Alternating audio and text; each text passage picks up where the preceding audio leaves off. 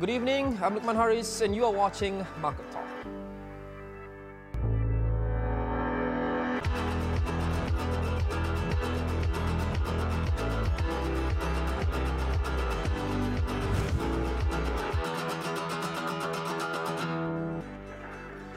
When we talk about growing the country's economy, we often talk about trade, exports, macroeconomic policies, even the stock market and the ringgit as well.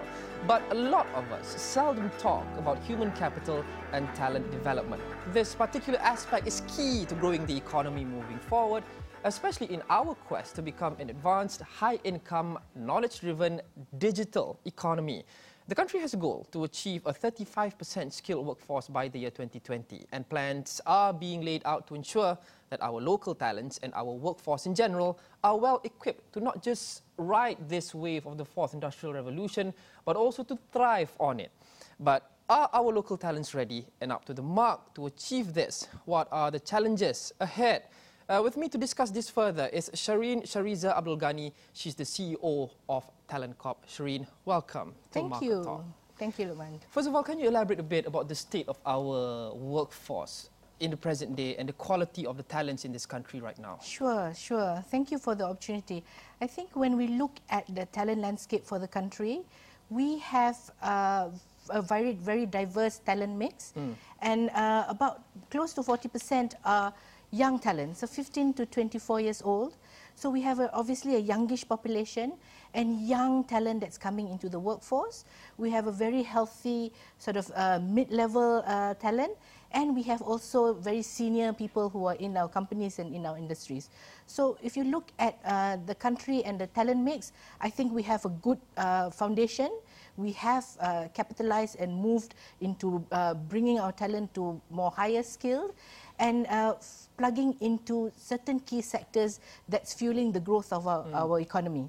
I'm probably not so concerned about those young employees entering into the workforce, as you said just now, about the more senior ones. Yeah. As we know, things are changing very fast. Yes. The advent of the fourth industrial revolution are changing jobs, are creating jobs that was not even here 5 years ago. Correct. So Correct. the future of work, how will it impact Malaysia and our workforce? This is something that Talentcorp is looking at very seriously and very deeply. And if you look at the World Economic Forum, the study that they released recently, 65% of jobs of the future are not even in existence today. So actually, it's not just about the senior talent, it's across the talent dynamics that we have.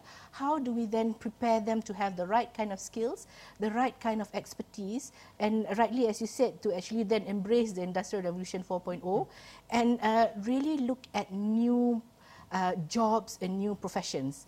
So when we look at it at Talentcorp, we bucket it into like 3 major segments. So we look at it as the work itself. So there will be the routine and repetitive work that's going to be displaced, because of automation and mechanization. And we also look at the environment. So the workplace is something that we are working with very closely with private sector and our key companies, because the environment and the workplace is going to be different. Even today, people use technology to enable their work. And the third bucket is the workforce. So how do we then, like you said, prepare the entire workforce to really have the right kind of skills that's going to take us forward? So you are championing this effort, this grand pivot of our workforce. So what are the challenges, some of the challenges that you face in actually embarking upon this effort? What we'd like to do, recognizing that the topic is very big, the topic is wide, and the impact is also very large. And if you look at across the world, people are also struggling. Companies and countries and governments are also trying to craft their own plans. So for Talentcorp, like I said, we have those 3 segments that we look at. And we have recently introduced the vision report, which looks at what are some of the key actions that we need to take to actually then, move forward and be more progressive on how we prepare our talent. So within the report, we look at building an ecosystem, because it's not just one industry or one segment. It's an ecosystem of all industries working together, collaborating, and really finding the right kind of solutions. So ecosystem building is important for us. We also need to look at policies, because the current policies are not fit for purpose anymore. We need to evolve and look at new policies on in workplace. We need to look at our labour laws, have a thorough review of where it is today and how we need to evolve it.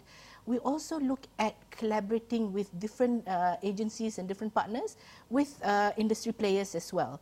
So it's a whole ecosystem that we need to build to address this, and it's everybody's input that we want to take along within the framework that I just described in terms of how we want to move forward. So it's the workplace and the workforce in totality. It's interesting you mentioned policies. I mean, Budget 2018 was just tabled not too long ago. In terms of human capital development, do you think it does enough? There are a lot of indicators that we are going to cross the line very well. As you know, by 2020, we have to look at being a fully developed nation, high income and all that. So Budget 2018, I thought, was very encouraging, especially for women. It's the year for women empowerment. A lot of good incentives are already going to be, we already have the incentives, now it's going to be accelerated and at a different scale. So, as the data tells us, about 70% of those in universities are women. Then they enter the workforce, and when they have family roles and all that, they leave the workforce, and we really don't have a mechanism that brings them back into their roles. So if you look at other developed countries, and we look at Japan and Korea, they have this sort of the landscape of a double dip. That means that the women enter the workforce, they leave, and then they return. In Malaysia, it's a single dip. So they return, and we don't have the mechanism to bring them back. What do you think this is down to? Is it more towards the private sector or employers being fearful to take women who have been away for 3 or 4 years? For fear that they won't catch up with all the younger talents? Yes, so that's one of the reasons. But there's also the need to have flexible work arrangements. So that's something that we champion very strongly. And we've already done, 3 years of recognizing companies that have good work-life practices, and this includes also young talent and even the men. So things like flexible work arrangement, because women, when they leave the workforce, they need the flexibility. They still have their roles at home. So we encourage companies to look at that. And for us, the burning platform is that if we don't bring the women back into the workforce, we're losing almost half of our human capital. So it's a human capital story. It's not so much a gender situation, but recognizing that women are more qualified or have the qualifications coming out from university, we need to have those mechanisms that brings them back. So culturally, companies also need to accept them after they've been away. So then we do a lot of advocacy work as well, and looking at policies and practices that gives them the flexibility. We'll continue to discuss more. We take a short break. We'll come back with Shareen Shariza Abdul Ghani, CEO of Talentcorp. Market Talk, we'll be right back. Don't go anywhere.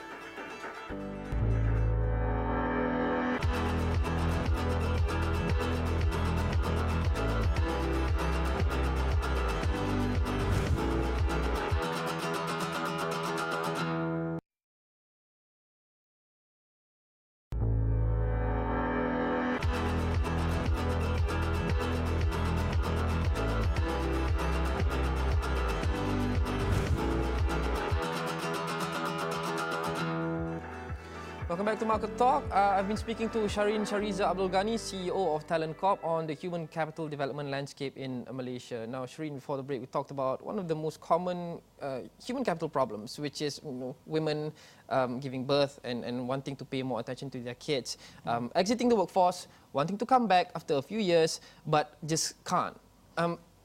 Let me just approach this from the employer's point of view. If I am a company and I have this pool of talent, and on one end I have younger talents who are fresher, more vibrant, maybe even cheaper. On the other hand, I have these lovely young ladies who want to come back after a 3 or 4 year hiatus. So from a business standpoint, how do I choose the latter and make a conscious business decision that will benefit my business and increase my profitability? Yeah, but I think besides having the confidence with the women talent, so some of the things that we do with women who have been away, and it's natural because if you've been away for a couple of years, you lose touch a little bit. So the program that we do is actually to help them to bridge that and actually engage with companies who seriously want to have more diversity in their workforce, because young people is great to have in the workforce.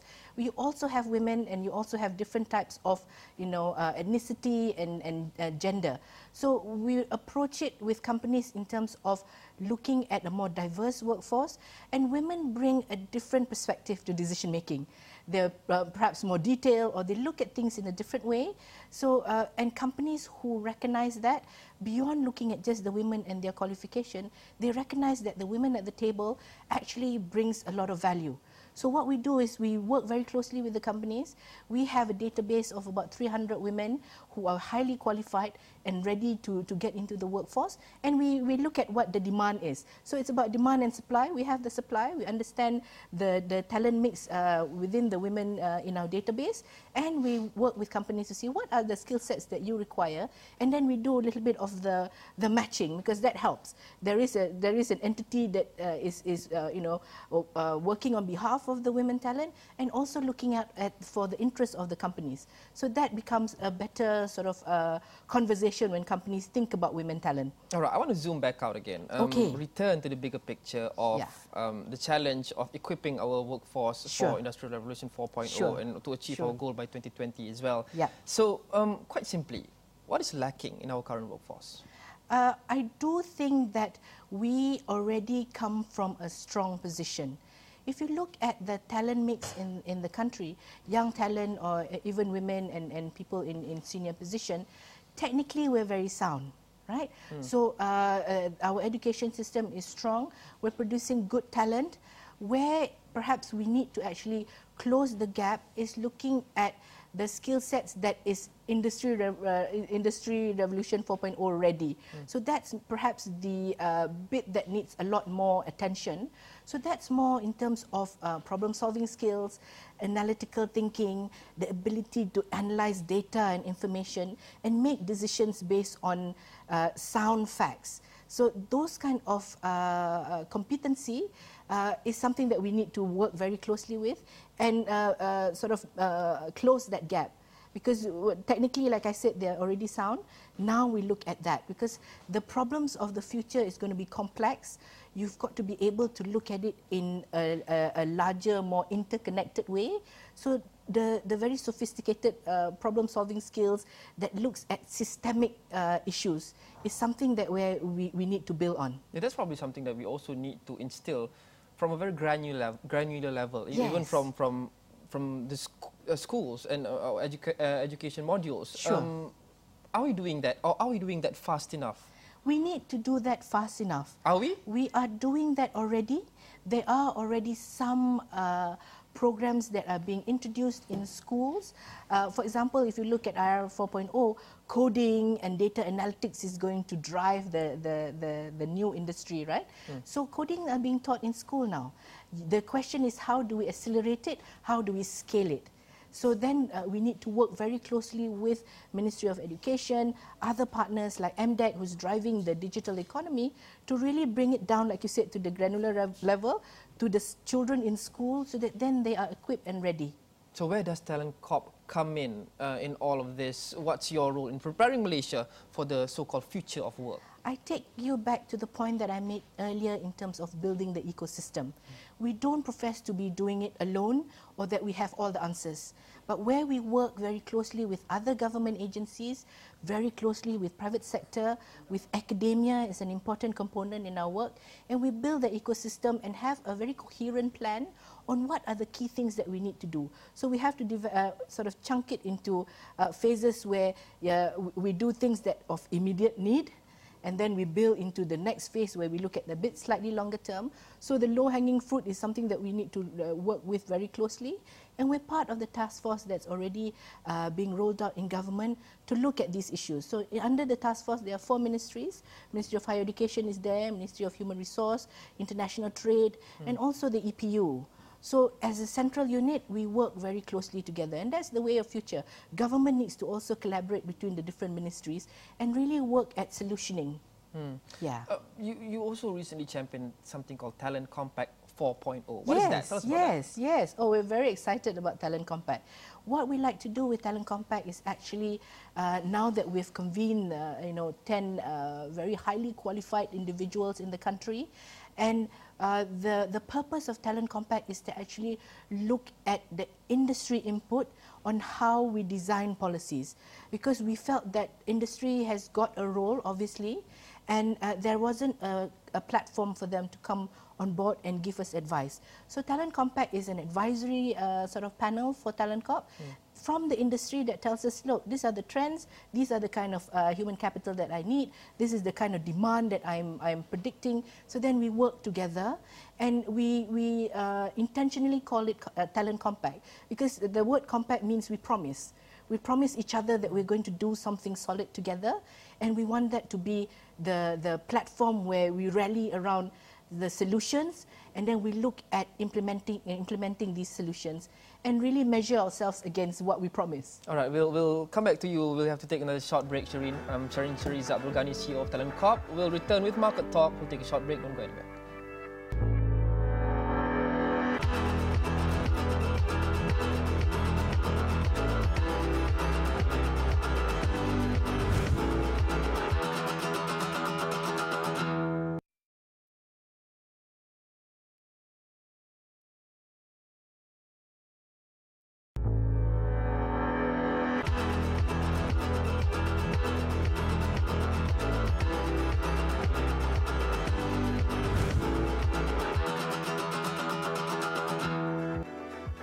You're back with Market Talk with me, Luqman Hariz. I've been speaking to Shareen Shariza Abdul Ghani, Talentcorp CEO. Now, Shareen, we've been speaking about just looking again at our human capital development model and also modules going forward. But I believe when we do that, we have to look at things 360, not just the modules or educational modules or the programs that we have, but also the very structures of the agencies, HR or human capital agencies here in Malaysia. Some people are criticizing and saying that a lot of our human capital agencies have overlapping functions. Talentcorp, HRDF, other agencies. What do you say to that? We recognize that there are some areas, because the topic of talent is wide-ranging, just like the topic of education, right? So everybody has a stake in it. So the topic of talent is also wide-ranging. Where we differ and we want to sort of leverage is that we work collaboratively. I go back to the point that we need to collaborate and then find areas where if there is an overlap, we define it better so that then we don't do the same things, and we focus on things that is important and collaborate and leverage from the institutions that's already there. So if you look at Ministry of Human Resource, of course they are in the ambit of the labour law, ensuring that there is fair treatment to employers and employees. But in terms of looking at development of talent at the top level, that's where we carved out the area of Talentcorp. So Talentcorp looks at top talent, whether they are graduates, women, like I said, people in middle management or decision-making roles, and even Malaysians abroad. A lot of the agencies don't do the work with Malaysians abroad. So that's one area that Talentcorp is playing a leadership role. But we do work very collaborative with other parts of government, because when the Malaysians return, we work with the Ministry of Higher Education if the Malaysian is in academia and want to actually go back and teach in our universities. So that happens in a very dynamic way. I would accept that we need to collaborate and work better together, because the agencies have their own mandate. There is areas where there is overlap. That's where then we work very closely to see where we define it better. We'll talk about Malaysians abroad very shortly. Very interesting topic. But just one more question on this. Just as we are improving all our models and programs and modules, do you think there's also a need to improve or streamline or consolidate the many human capital agencies here in Malaysia to improve efficiency? Improve efficiency is across, and I would argue also with private sector. But maybe private sector does it better because it's all about bottom lines. So their efficiency is hits their Does it need to be like line. With the public sector as well? For public sector, because we are fully funded by government, so sometimes the efficiency question doesn't really come up as high. But what we, at Talentcorp, what we practice is that we look at the pool of funds that we have, and we look at really strategic initiatives that we want to roll out, and we are very careful that we are not duplicating. We collaborate, and if there are areas there where we co-create and we co-fund certain programs, we do that. So for example, with MDEC, we are working very closely with MDEC on developing digital talent. So we have developed a platform. MDEC has the modules. Therefore, between Talentcorp and MDEC, MDEC has got the training and the instructional modules. We have the platform to bring in the talent, and we work collaborative that way. So then the efficiency is driven in that way. So I go back to collaboration. Right, I'll come back to your earlier point. We have been focusing a lot on developing talent here within Malaysia, but how about talents, as you've mentioned, who are abroad, who chose other countries besides Malaysia to work in? How do we curb the brain drain? Okay, we are now changing the narrative. It's brain circulation and it's brain gain. And I'll tell you why we're looking at that. Of course, we sponsor students to study abroad. They come back through our program. But you're talking more of the professional Malaysians who choose to live in other parts of the world and they work there. And rightfully so, because they get the exposure and the experience. But through our returning experts program, we've brought back about 4,000 Malaysians, highly qualified. Out of how many? When we started the program in 2011, there were 7,000 that registered with us. 4,000 has been approved and have come back close to about 3,000. So that's a good number, given that we started in 2011. But I will tell you another initiative that we are very excited that we're going to roll out. It's called Nomads. And there's a K in front of the Nomads. It's a play of words. And we say, okay, for Malaysians abroad, sometimes the decision to come back is not as easy because they've lived abroad for very long. And, you know, they have roots, deep roots in those host countries. But don't you think it's also the benefits and the compensation? How can we offer things that other countries are offering them? I think we offer the opportunities because the growth is here in the country. And, you know, I will give you the example of Dr. Hilmi, someone that we brought back from the UK. He lived and practiced in the UK for about 14 years or so. He's now practicing in Malaysia. And when we talk to him, he says that the opportunities are here for him to do different things. Because sometimes when you work in more developed countries, the systems are very, sort of stable in that sense. So the opportunity to grow, for growth and all that is not as good. So Dr. Helmi trained in the UK, came back, and he saw that there was a bit of a gap in terms of awareness for, because he's a respiratory physician, there's a gap in awareness for asthma. So he started an asthma awareness program online and things like that. And he felt that, you know, in Malaysia there is a lot of opportunities to grow in the healthcare sector. And we see that also recurring with all our other Malaysians who come back. But I'll go back to the Nomads initiative where we said, okay, perhaps the decision to come back is not as easy. The Nomads is supposed to actually be a platform where they come back and do specific projects. So for example, we met an AI expert in London. And he says, look, I'm still here, I want to explore and gain my expertise, but I want to do projects here in Malaysia. How does Talentcorp help them? So what we do is we create this platform, they come in onto the platform, companies with projects or institutions with a need for that particular skill sets get access to their talent. So because when we talk about Industrial Revolution 4.0, it's all digital, it's all online, and it's all borderless. So talent can be in UK, but work very closely with industries here in Malaysia, for example. So Nomads is the platform that connects everybody onto that sort of, the crowd that goes around that talent platform. All right, we'd love to discuss more, but time does envy us. Thanks, Shareen Shariza Abdul Ghani, CEO of Talentcorp, joining us on this episode. And that's it for this episode of Market Talk. Be sure to follow us on all our social media platforms, Facebook, Twitter, Instagram at 51awani. Download our apps you can see just now on Google Play and also available on the Apple App Store. And download a podcast of this episode. Just search for Astro Awani or Market Talk wherever you get your podcast. Luqman Hariz, thanks for watching. Have a nice day.